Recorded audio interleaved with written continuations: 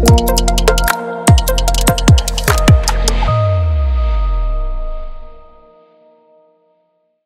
we are hearing a lot that young girls are getting periods very early in Madhya. What are the common reasons for that?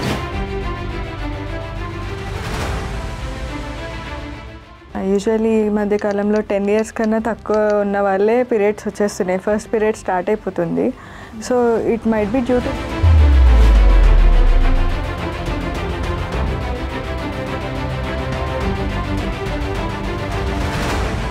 What is a good age? I mean, what's the normal age for a girl to get her period? Usually అయితే 11 to 14 years and it also depends on sanitary pads, tampons and menstrual cups. Yes. Which one is best?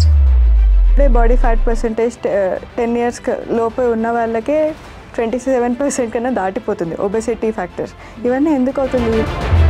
Stress వల్ల ఆ hormone మన oestrogen, progesterone వీటన్నిటిని fluctuate చేసేస్తుంది. So body ఏదో అయిపోతుంది. And is it true that sanitary pads will cause cancer?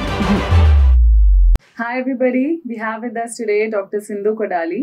She's Hyderabad's gold medalist from Magnet Hospital. She's an obstetrician and a gynecologist, and she's here today to talk to us about menstrual issues for women. Hi doctor, welcome. Hi Veena, good to be here. So the very first thing I wanted to ask you, what is the basic female reproductive system, and can you tell us? Most of the people doesn't know what female reproductive system consists of. It consists of uterus, and uterus ki kinda lower most part ni cervix antam.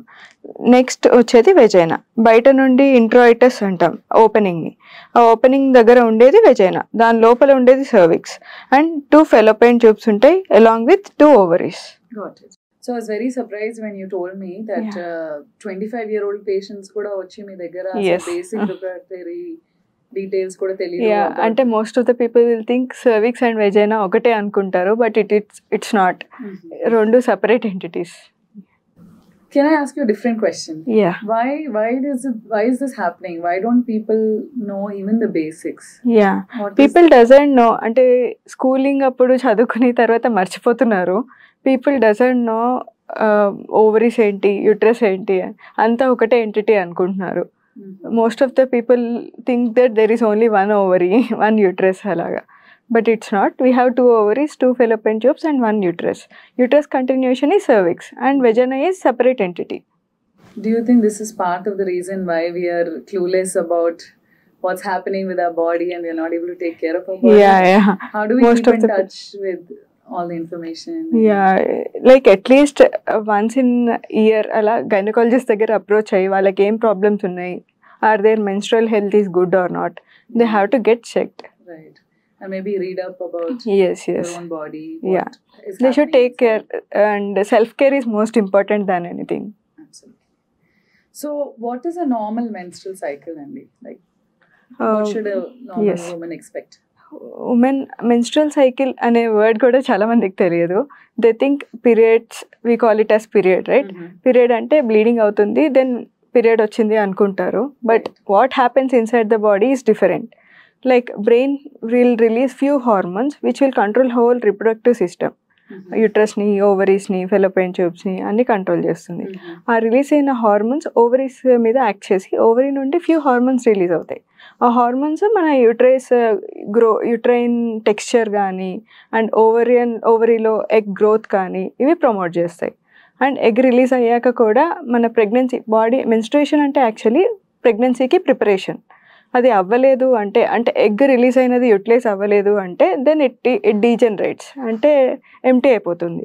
అది degenerates and come outside along with uterine lining. యూట్రస్లో లోపల inner most lining ఉంటుంది, దాన్ని endometrium అంటాం. అది కూడా pregnancy కోసం మన ప్రొజెస్ట్రాన్ అనే హార్మోన్ ప్రిపేర్ చేస్తుంది. కానీ అది యూటిలైజ్ అవ్వలేదు, ప్రెగ్నెన్సీ రాలేదు అంటే then it is of no use. So every month అది షెడ్ అయిపోతూ ఉంటుంది. షెడ్ అయి న్యూ లేయర్ జనరేట్ అవుతూ ఉంటుంది.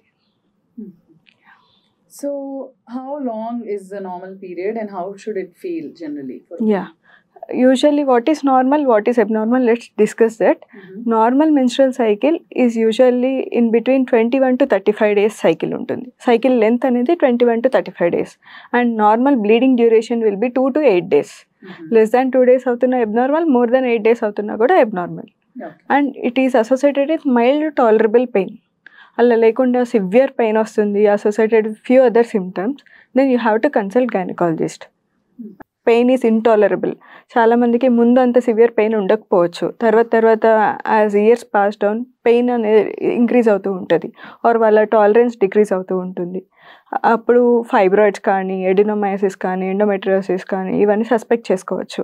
మోస్ట్ కామన్గా థైరాయిడ్ డిజార్డర్స్లో కూడా ఇర్రెగ్యులర్ మెన్స్ట్రువల్ సైకిల్స్ వస్తూ ఉంటాయి. ఇప్పుడు పీసీఓడి అని కూడా వినుంటారు మీరు. పీసీఓడిలో కూడా ఇర్రెగ్యులర్ మెన్స్ట్రువల్ సైకిల్స్ అంటే ఇర్రెగ్యులర్ పీరియడ్స్ ఐదర్ లో అన్నా ఉండొచ్చు, హై అన్నా ఉండొచ్చు, అలా చూసుకుంటూ ఉండాలి. And the clots. Clots, yeah. That's another thing. Yes. If you have clots, అంటే ఏం ప్రాబ్లం ఏముంది? యూజువల్లీ ఫస్ట్ 2 daysలో చిన్న సైజ్ అంటే less than 1 centimeter clot is normal.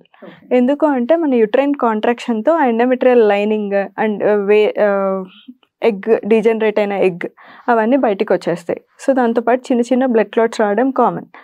అలా కాకుండా పెద్ద పెద్ద క్లాట్స్ వచ్చి సివియర్గా, అంటే ఇప్పుడు శానిటరీ ప్యాడ్ యూస్ చేసే వాళ్ళకి 1 to 2 hours మళ్ళీ ప్యాడ్ ఫిల్ అయ్యి మళ్ళీ సెకండ్ ప్యాడ్ యూటిలైజ్ చేసుకోవాల్సిన టైం వస్తుంది అంటే that is called severe bleeding, heavy menstrual bleeding అంటాం. So మీరు అన్నారు that the menstrual cycle actually begins in the brain. Yes. So what are these hormones and menstrual cycle usually it actually begins in brain. బ్రెయిన్లో నుంచి FSH and LH అనే hormones ఉంటాయి.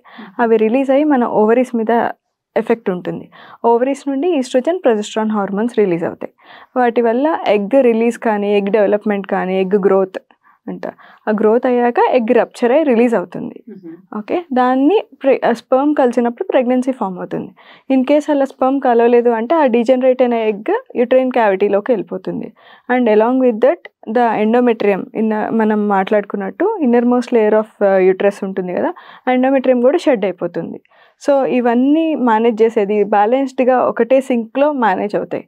అవన్నీ out of sync వెళ్ళినప్పుడు other hormone imbalance కానీ, థైరాయిడ్లో కూడా out of sync వెళ్తాయి, పీసీఓడి కానీ, sudden weight gain or weight loss వీటిల్లో కూడా అవుట్ ఆఫ్ సింక్ వెళ్ళినప్పుడు ఇర్రెగ్యులర్ పీరియడ్స్ వచ్చే ఛాన్స్ ఉంది. There are 4 phases of the period, right? So 4 phases ఏంటండి?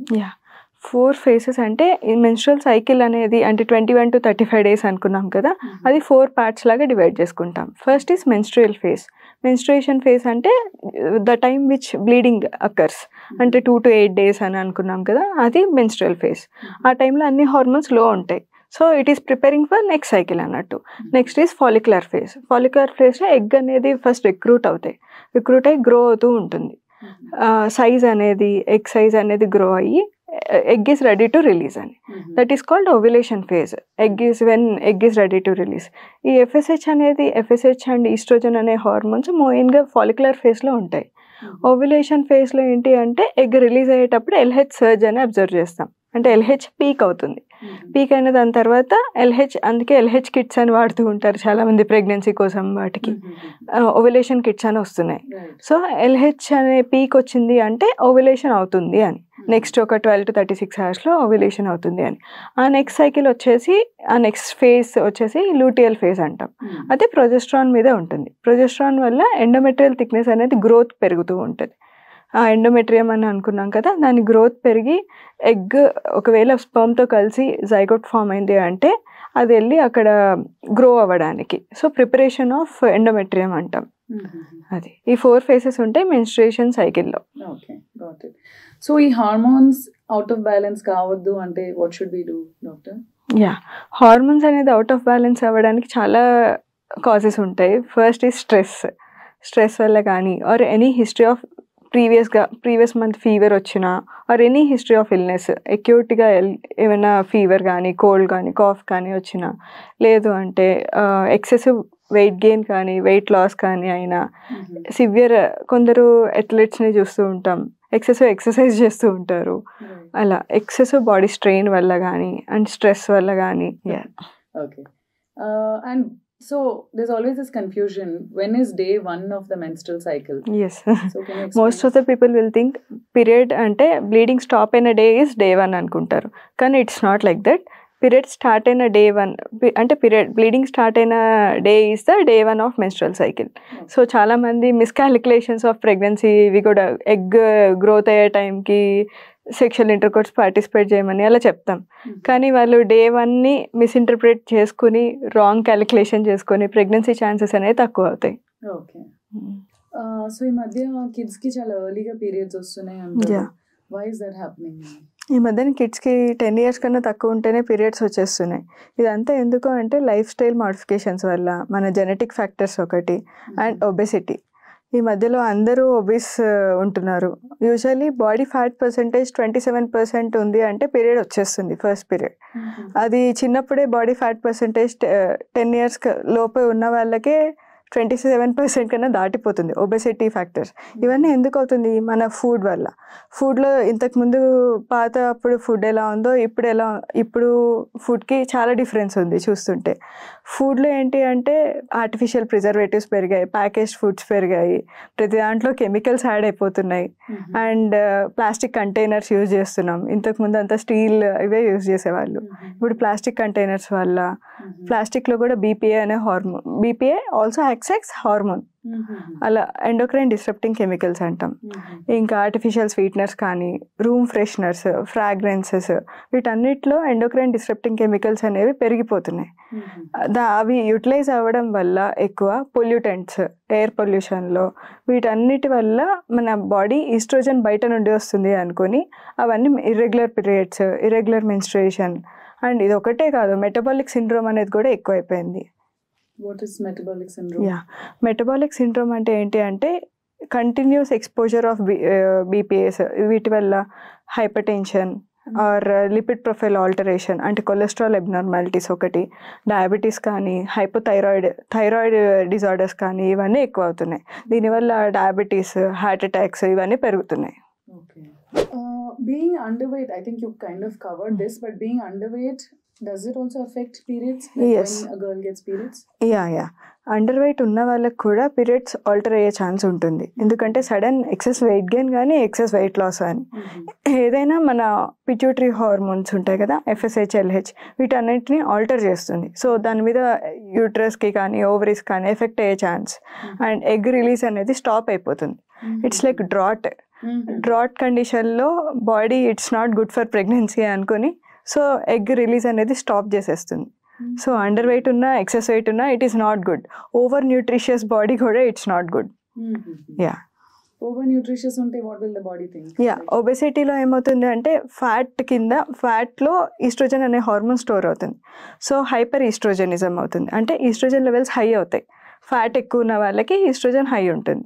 దానివల్ల ఏమవుతుంది అంటే ఇర్రెగ్యులర్ సైకిల్స్ పెరిగిపోయి హైపర్ ఈస్ట్రోజనిజం వల్ల యూట్రైన్ లేయర్ థిక్ అయిపోతుంది.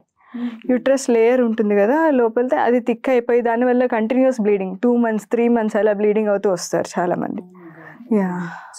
Without a break, yes. Or లేకపోతే అసలు 1 year వరకు, 6 months వరకు పీరియడ్ రాదు, అలా వస్తున్నారు. All of these are weight conditions related to it's due to weight, lifestyle. So should we talk about menstrual hygiene now? What is a good way to menstrual hygiene? That is also very important thing. Hygiene ఎలా అంటే every 4 to 6 hours sanitary pads కానీ, are టాంపూన్స్ కానీ, are menstrual cups కానీ, ఇవన్నీ every 6 hours at least 6 hours change చేస్తూ ఉండాలి. లేకపోతే risk of infections కానీ, టాంపూన్స్లో ఎక్కువ ఇన్ఫెక్షన్ రిస్క్ ఉంటుంది. సో అవి యూస్ చేసే వాళ్ళు మోర్ కేర్ఫుల్గా ఉండాలి. శానిటరీ ప్యాడ్స్లో కూడా 4 to 6 hours చేంజ్ చేస్తూ ఉండాలి. అండ్ లీస్ట్ కెమికల్స్ ఉండేవి, అంటే ఫ్రాగ్రెన్సెస్ ఎక్కువ లేని శానిటరీ ప్యాడ్స్ వాడుకుంటే better. Between the sanitary pads, tampons and menstrual cups, which one is best? See, everything has its own pros and cons. Sanitary pads comfortable ఉన్న వాళ్ళు అది యూస్ చేసుకోవచ్చు, but with proper menstrual hygiene. అలా లేదు, వాళ్ళకి comfortable ఉండాలి, least leakage ఉండాలి అంటే then menstrual cups are good because they are also reusable. But proper maintaining sterilisation, proper hygiene అనేది మెయిన్ ఇంపార్టెంట్. ఎవరికి కంఫర్టబుల్ ఉందో అది వాడుకోవచ్చు, but with all precautions. Menstrual cup గురించి బాగా వింటున్నాము. Is it safe to use? Yeah, menstrual cup is safe to use, but provided proper precautions for sanitation, cleaning, ఇవన్నీ సరిగ్గా ఉన్నాయంటే it is safe to use. It is more comfortable also. First few days కొంచెం అలవాటు అయ్యాక కొంచెం foreign body feeling వస్తూ ఉంటుంది. తర్వాత నుంచి it is good to use. And cleaning కూడా ప్రాపర్గా చేసుకుంటే it is comfortable and environmental friendly. Yeah, because it's reusable. Yeah, it is reusable. So you just wash it with Just water? wash it and you can use it for 2 to 3 years. Yeah. So every day దాన్ని sterilise చేయని అవసరం? Yeah, every day sterilize చేసుకోవాలి. That is the main thing. Okay. So ఒకసారి చెప్తారా, like you have to empty the cup maybe every few hours? Yeah, you have to empty the cup every 6 to 8 hours and we have to wash with that fluid which was given by company people and hot water. That is enough. And every day sterilize చేయాలి. Got it. Yeah. Okay. So other than this, what are the other common menstrual issues? Yeah, యూజువల్గా కామన్గా వచ్చేది menstrual cramps ఒకటి, PMS అని వినుంటారు. PMS ఒకటి, pre menstrual dysphoric disorder అని వస్తుంది. PMDD. Yeah, PMDD. యూజువల్గా ఇవే కామన్గా వింటాం.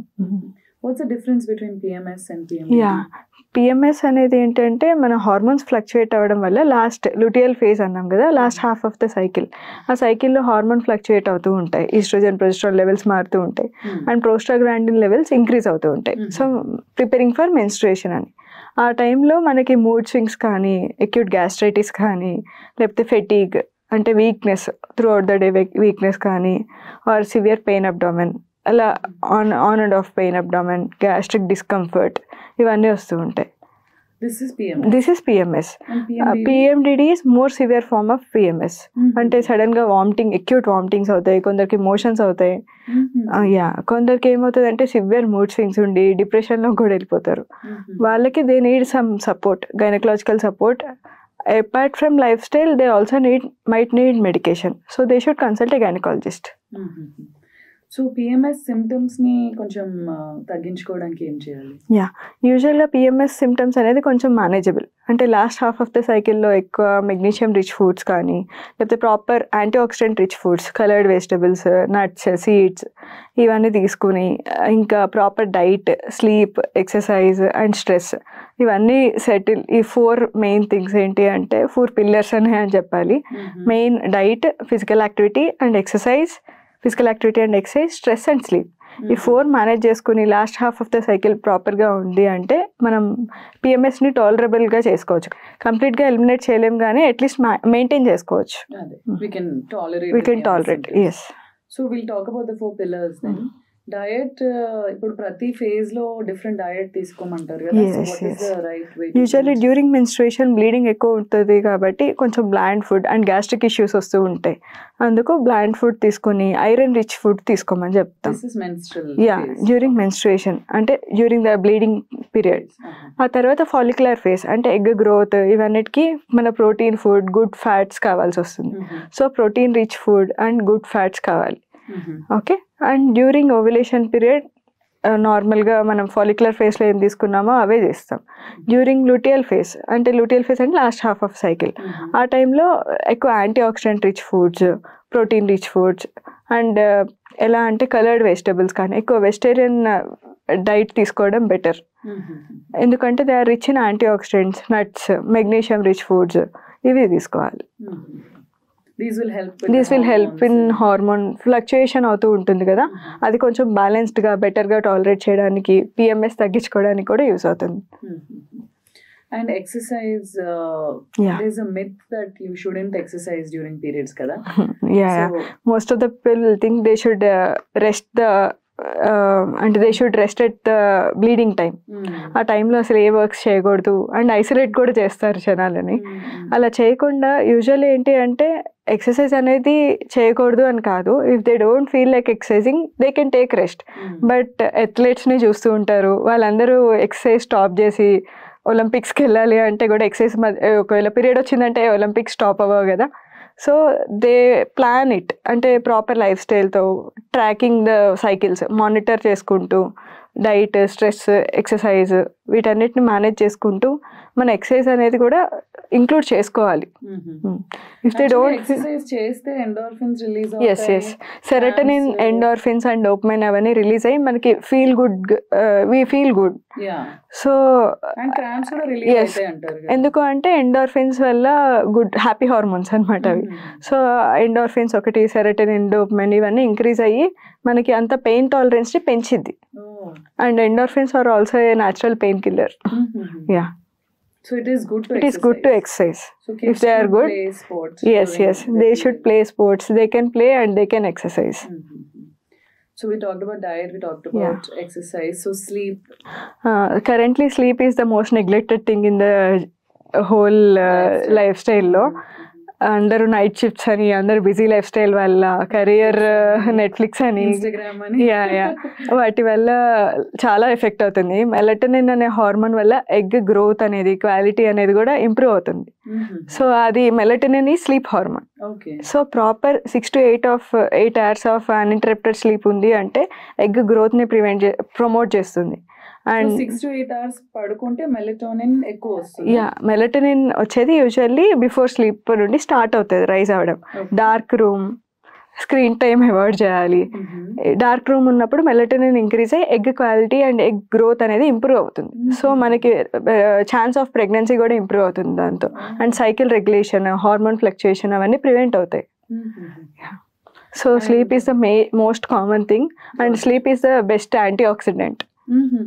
Okay. And you said stress, which I think we are hearing so much. It's affecting మన కెరీర్ కమిట్మెంట్స్ వల్ల అండ్ అదర్ థింగ్స్ వల్ల స్ట్రెస్ అనేది చాలా కామన్ అయింది. స్ట్రెస్ వల్ల ఏమవుతుంది అంటే కార్టిసాల్ అంటే అడ్రినల్ రిలీజ్ చేసే అడ్రినల్ గ్లాండ్స్ ఉంటాయి, దానిలో కార్టిసాల్ అనే హార్మోన్ ఉంటుంది. ఆ హార్మోన్ రిలీజ్ అయ్యి స్ట్రెస్ వల్ల ఆ హార్మోన్ మన ఈస్ట్రోజన్, ప్రొజెస్ట్రాన్ వీటన్నిటిని ఫ్లక్చువేట్ చేసేస్తుంది. సో బాడీ ఏదో అయిపోతుంది అనుకుని ఎగ్ రిలీజ్ అనేది స్టాప్ చేసేస్తుంది. అండ్ స్ట్రెస్ వల్ల ఏమవుతుంది అంటే అబ్డామినల్ ఫ్యాట్ కూడా ఇంక్రీజ్ అవుతుంది.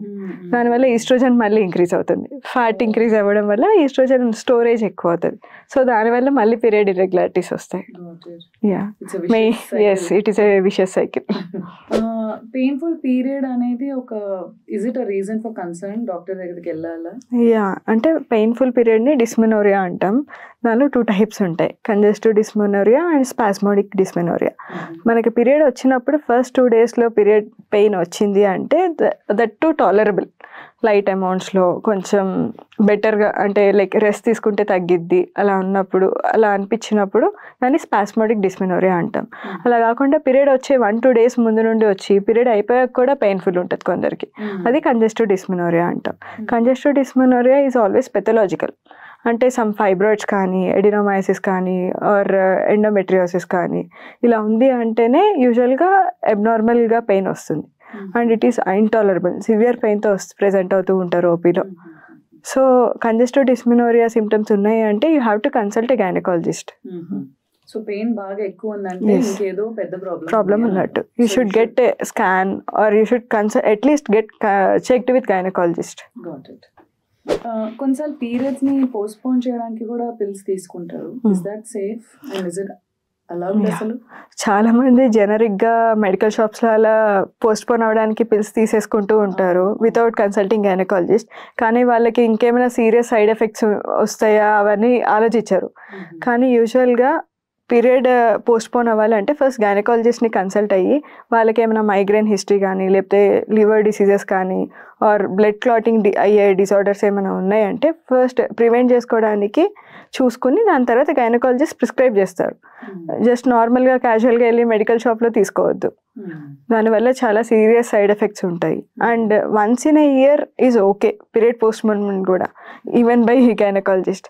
అలా కాకుండా ఫ్రీక్వెంట్గా యూజ్ చేయడం వల్ల వాళ్ళ న్యాచురల్ సైకిల్ సింక్ అనేది ఉంటుంది, ఆ 4 హార్మోన్స్ అంతా సింక్ చేస్తాయి, అదంతా పోతుంది. దానివల్ల కంప్లీట్గా ఇర్రెగ్యులర్ పీరియడ్స్ అవన్నీ వచ్చేసే ఛాన్స్ ఎక్కువ ఉంటాయి. సమ్ టైమ్స్ కొంతమందికి బాగా లైట్ పీరియడ్స్ వస్తాయి ఆర్ కొన్ని మంత్స్ మిస్ అయిపోతాయి periods. Is that a concern? చాలా మంది ఎలా ప్రెజెంట్ అవుతారంటే నాకు అసలు పీరియడ్సే రావట్లేదు, ఆర్ కొందరు నాకు ఇంతకుముందు సివియర్ పెయిన్ వచ్చేది, ఇప్పుడు అసలు పెయిన్లెస్ పీరియడ్స్ వచ్చి అసలు పీరియడే అవ్వట్లేదు, 1-2 days అవుతుంది అని హ్యాపీ ఫీల్ అవుతారు. కానీ it's not funny. And it is serious issue యాక్చువల్గా.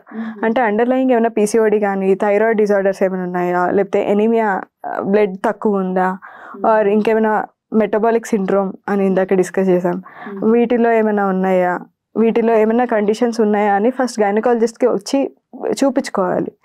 They have to visit. And ఏమైనా అవసరమైతే థైరాయిడ్ ప్రొఫైల్ కానీ స్కాన్ కానీ ఆర్ ఏమైనా క్లాటింగ్ డిజార్డర్స్ అట్లోనే కొన్ని అబ్నార్మాలిటీస్ ఉంటాయి, వీటి వల్ల కూడా పీరియడ్ అనేది తక్కువ అవుతుంది. ఆర్ ట్యూబర్కులోసిస్లో కూడా టీబీ అంటాం కదా, దానిలో కూడా బ్లడ్ ఫ్లో అనేది తగ్గుతుంది. సో ఇవేమైనా ఉన్నాయా అని ఫస్ట్ గైనకాలజిస్ట్ని విజిట్ చేసి రూల్ అవుట్ చేసుకోవాలి. సో మరీ లైట్ గా వచ్చినా మరీ హెవీగా వచ్చినా abnormal. So what is the weirdest myth that you heard about periods? Yeah, ఇంకా ఈ జనరేషన్ ఈ కాలంలో కూడా like people will isolate the person who is bleeding and they will not allow to temples. యాక్చువల్గా అప్పుడు ఏమయ్యేది అంటే olden generations or whatever, అప్పుడు ప్రాపర్ శానిటేషన్ లేదు, శానిటరీ ప్యాడ్స్ ఇవన్నీ ఉండే కాదు. They use to put some napkin or cloth for period bleeding అయ్యేటప్పుడు. ఆ టైంలో ఏమవుతుంది అంటే వాళ్ళకి లీకేజ్ ఇష్యూస్ కానీ ఆర్ శానిటేషన్ ప్రాపర్గా ఉండదు అని ఒక చోట కూర్చోమని చెప్తారు. అంటే అంత శానిటేషన్ లేకపోతే రిస్క్ ఆఫ్ ఇన్ఫెక్షన్స్ ఉంటాయని. కానీ ఇప్పుడు ఎలా అంటే మనకి అడ్వాన్స్ టెక్నిక్స్ వచ్చేసాయి, శానిటరీ ప్యాడ్స్, హైజీన్ అనేది చాలా మెయింటైన్ అవుతుంది. ఇప్పుడు కూడా టెంపుల్స్కి వెళ్ళనివ్వరు అండ్ ఇంట్లో కూడా వాళ్ళ వర్క్స్ చేయనివ్వరు. అలా ఐసోలేట్ చేయడం వల్ల మెంటల్ హెల్త్ ఇష్యూస్ వస్తాయి తప్ప యూజ్ ఏం లేదు.